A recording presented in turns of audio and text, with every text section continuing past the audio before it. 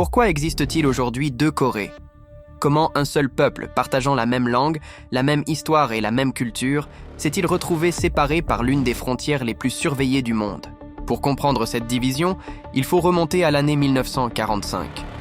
À la fin de la Seconde Guerre mondiale, la Corée est libérée de l'occupation japonaise qui durait depuis plus de 30 ans. Mais au lieu de retrouver immédiatement son unité, le pays devient un enjeu stratégique entre deux grandes puissances, les États-Unis et l'Union soviétique.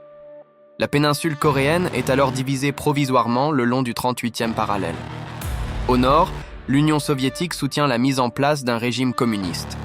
Au sud, les États-Unis appuient un gouvernement anticommuniste. Ce qui devait être une séparation temporaire se transforme rapidement en une division politique profonde. En 1948, deux États distincts voient officiellement le jour, la Corée du Nord et la Corée du Sud. Chacun affirme être le seul gouvernement légitime de toute la Corée. Les tensions montent et en 1950, la guerre éclate lorsque la Corée du Nord envahit le Sud. Pendant 3 années, les combats font rage. Des millions de personnes perdent la vie et les destructions sont immenses. Finalement, un armistice est signé en 1953, mais aucun traité de paix n'est conclu. Techniquement, les deux pays sont donc encore en état de guerre aujourd'hui. Depuis lors, les deux Corées ont suivi des trajectoires radicalement différentes.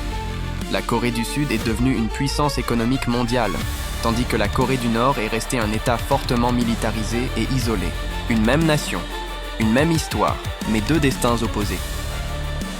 La division de la Corée demeure l'un des symboles les plus marquants de la guerre froide et continue d'influencer l'équilibre géopolitique mondial.